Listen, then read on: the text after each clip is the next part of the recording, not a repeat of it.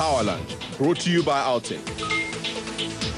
Leading technologies, touching lives.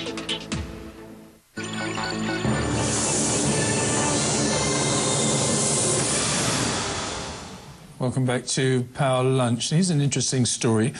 Tokyo-listed industrial coatings company Kansai Paint has made its second big African acquisition. The company acquired a 63.25% interest in Zimbabwean group Astra Industries. Previously, of course, if you cast your mind back to 2011, the company bought Johannesburg-listed Free World Coatings. There's a little bit of controversy around that. It was a little bit hostile, but never mind, that's all in the past. In the Power Lunch studio in Johannesburg now is Nauman Mailk, who's the CEO of Kansai Plascon. And Nauman, let's just quickly go back, if we can, to 2011 and your acquisition of Free World. Has it been successful for you? Absolutely successful.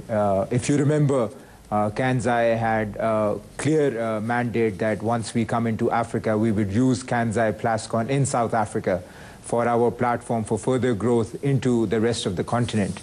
And we are very happy to say that we have taken the first step in making that expansion plan a reality, and our acquisition of the leading paint company in Zimbabwe is a demonstration of that commitment we had made at that time.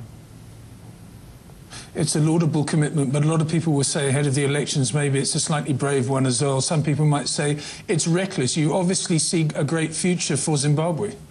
We have confidence in the economy of Zimbabwe in particular, and confidence in Africa in general. And we do believe that this was the right company to partner with. The timings, as you said, may have been slightly subject to controversy, but of course we believe that the company was right and it was the right partnership, and we did not want to wait at the risk of it being partnered with someone else.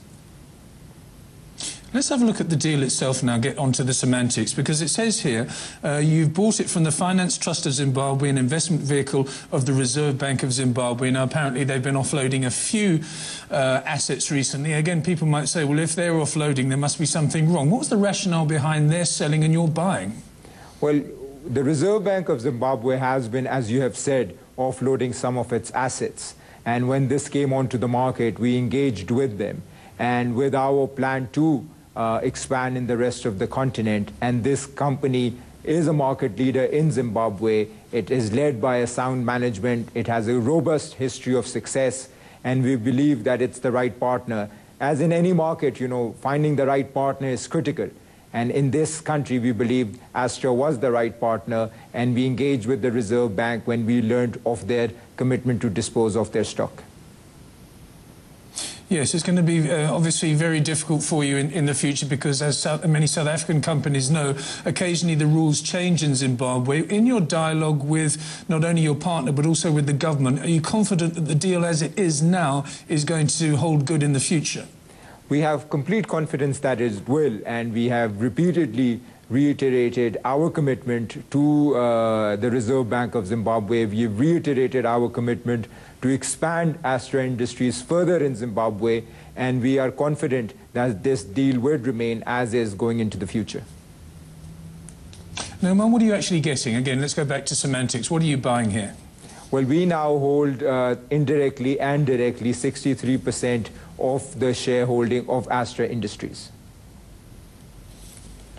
But what is that industry? I mean, can you tell us what the demand is? Is it a manufacturing outlet you're buying? Because obviously you're talking about your expansion into Africa, and it's not just the retail market or the industrial market. You also have got manufacturing aspirations for this company of yours that's going to be moving into even more than the 2 or 3 territories you're already in.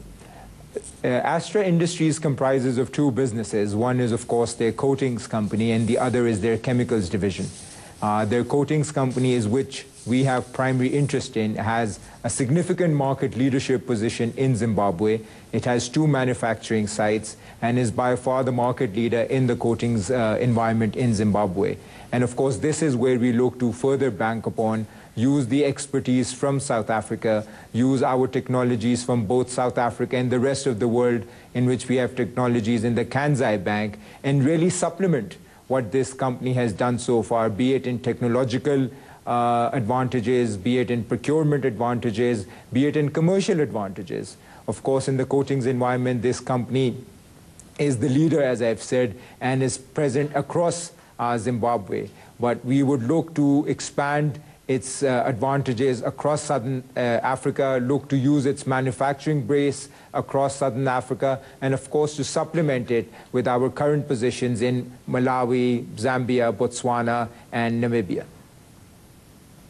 Exactly, and your president, the president of Kansai Paint in Japan, Hiroshi Ishino, said just last week, and I'm quoting him now, it says, it was the group's intention to invest in the rest of Africa through its holding in Kansai Plascon Africa. Now, as I said in my introduction before you came on air, Nauman, the Chinese are known for their investment in South Africa and the rest of Africa, and they've been doing it for a long time now, and they've been doing it with varying degrees of success. We don't hear too much about Japanese companies doing the same. I was talking to my colleague Alec, who you've met, about NTT and Dimension Data.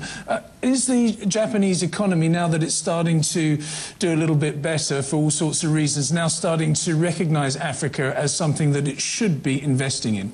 Absolutely. I think Africa is at the forefront of Japanese investment going into the future. I've personally interacted significantly with the Ministry of Economy, Trade and Industry in Japan, and they have actually been using Kansai as an example of Japanese investment in Africa, and I'm sure you'll see a lot of more investments happening from the Japanese end. And when I specifically talk about Kansai, you'll see that this expansion in Zimbabwe is the first step.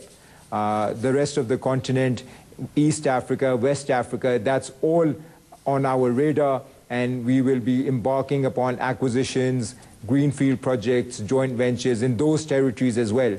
So I'm sure you'll hear a lot of further news about Kansai Plascon's expansion in Africa, as well as other Japanese investments coming through.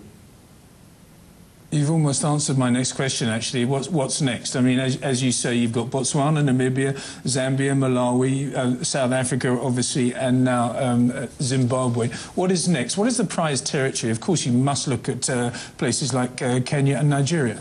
Of course, East Africa, which comprises of Kenya, Tanzania, Uganda, West Africa, Nigeria, Ghana. I mean, those are big markets. Those are not only big markets in terms of consumer goods, but of course with a lot of infrastructure development happening, the demand for coatings would, we feel, substantially increase going into the future. And we are looking into finding the right partners in both territories. As I've said, finding the right partner is key going forward, because aggressive expansion plans must be actually realized into the future. Integration is key. As you know, buying the company is the easy bit, but it's integrating it and then setting it up for success for further expansion, which is the key objective for us going into the future. Well, it's fantastic you're putting your faith in all these different countries and the continent in general, and very forward-thinking of you, I hope, anyway. But here's a delicate question for you. How do you find the Japanese way of doing things, the Japanese management style, the Japanese style of doing business with what you found in Africa? The Japanese style, as you know, is quite long-term, and I think that's what's really setting us up for success in Africa. It's not about looking at returns in 2 years or 5 years. It's really looking for the next 10 years and 20 years.